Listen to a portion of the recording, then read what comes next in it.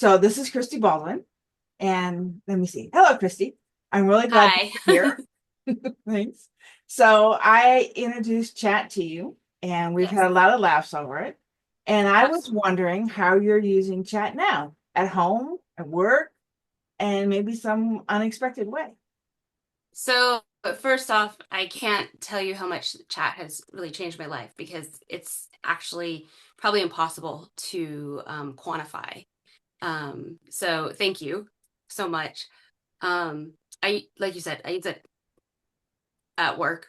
I use it at home. I use it in the kind of quirky little ways as well. So, um, if I could just talk about work first. Sure, go for it. I'm glad to share some things that I feel like it's allowed me to do.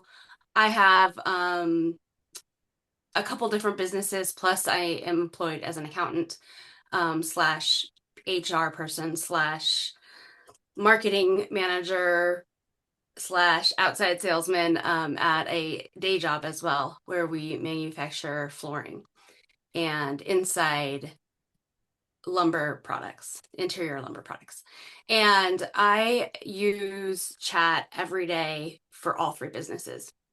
Um, I first of all, for the day job, I I'm just going to give a couple examples, very specific examples of how I've used it. With your help, I created a my GPT for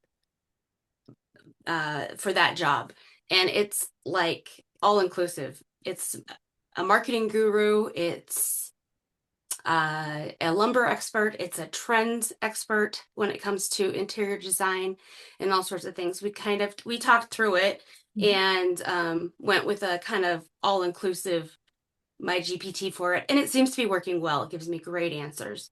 Um, but last week, I was asked to write a reference letter for a customer, and the customer gave me a handful of items that needed to be in it.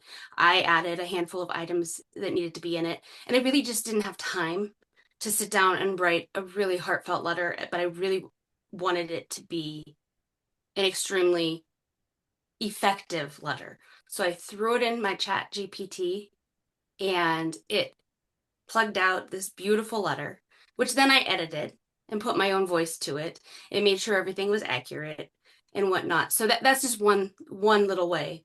I've also used it at work for creating marketing campaigns, whether it's for my day job or my other businesses, marketing campaigns where I literally will write in there and say, I need posts for 21 days covering my one of my other businesses is a cosmetics and skincare business, and covering what collagen does to help the skin.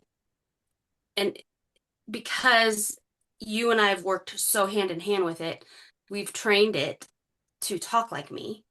So it's not spitting out information about that doesn't sound like me. It doesn't sound like ChatGPT anymore. It sounds like me. And so it will give me 21 days worth of posts that I can use on social media or in letters or emails or other sorts of campaigns. And absolutely has simplified that time that it takes to create such a campaign. How much time do you think it saved you in a week? I would say so. For example, with the letter that I talked about, I would say it saved me probably an hour. Okay. So That one thing. So, if you on were one to thing, guess, yeah, yeah, if you were to guess how much in a week, I would say probably 20 to 25 to 30 hours. so you're getting a And lot of more course, I done. fill that time with other projects. Knowing you, yeah, I can But only imagine. Yeah. right, but so but it allows me to get to things that I have not been getting to Cool. ultimately. So what's the So there's wackiest thing you've done? so wacky things. So I was going on I think it was a 13-day trip. Um, it was starting in Boston, going to Connecticut, and ending in New York City for 10 days. So now that I say that, it was actually a 16-day trip.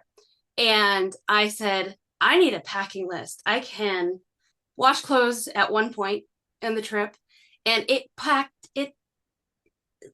gave me a list of everything I needed to pack, including how many pairs of socks and how many pairs of shoes, and if I was going out one night. And it even included an umbrella, which being here in Montana, we don't really use umbrellas. So that one was, I never would have thought of an umbrella. Other things that I have recently, I guess wacky's hard. So just even last night, I was going to clean out my freezer, and I had all these bananas that I'd thrown in the freezer over a time frame, and I wanted to make banana bread. And so I guess it's not wacky, but it's fun.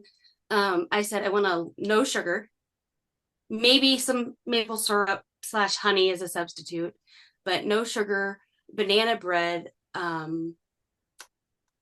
recipe. And this is approximately how many bananas I have. And so it automatically gave it back to me. This recipe, I adjusted it some because I was like, I want some more cinnamon in there. I want some more. And we kind of went back and forth and settled on a recipe that I don't know who created it. Did I create it? Did I create it? Did chat create it? I mean, because obviously I put my input in. But I ended up with all these amazing, really tasty banana bread muffins that my kids will now eat. And I was able to get the macronutrients on it. Cool.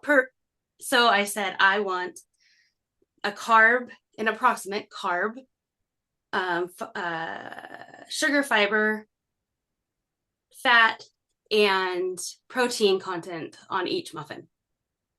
That's pretty cool. Yeah, I mean, used it how many for, times do we like make stuff and make food? We're like, well, I don't really know what's in it, but if you give it the ingredients, it can give you an approximate. cool. I used it for making jam, and I like a spiced peach jam, as you know. And I used it, and I was doing strawberry jam, and I asked it for spices for strawberry. Oh my God, it was delicious. Yeah, and then like, who made it? Did you make the recipe or did they make the recipe? Because you're giving the input. I don't think anybody cares that's eating it. No, I exactly, and that's exactly I think the point is. I think it's so important to remember it's a collaboration of your brain and the brain of this AI. Which is it a brain? I don't know. I think it was a co-intelligence. But anyways, what advice would you share with somebody that's new with ChatGPT? I would say just start playing with it because I was scared. I am not. I like technology, but it also makes me nervous because I also believe that we shouldn't be losing our own ability to think. Mhm. And it took me a little while when you first introduced the concept to me. I was like, yeah, I don't know. I'm not used really. But I started asking questions like, what? Well, I think the first thing we did is I had been struggling with writing another letter or no, it was a job description. That's what it was. And I had been struggling to write this thing, and I'm like, she thinks this Roxanne says that I should try this out, and I'm going to give this a try. And I put in what I wanted for a job description. I had it reference our website. I just put in basic things like these are the skills we need. And I had been toying with this job description for I think 3 to 6 months before that. And I had the job posted by the end of the day. Yeah. So I think the biggest thing is you have to jump in and not be scared and look and see what it can what what it can give you back. And if you don't like what it's giving you, then you need to tell it that's not what I want. Don't be afraid. Don't be afraid of excuse me. Don't be afraid of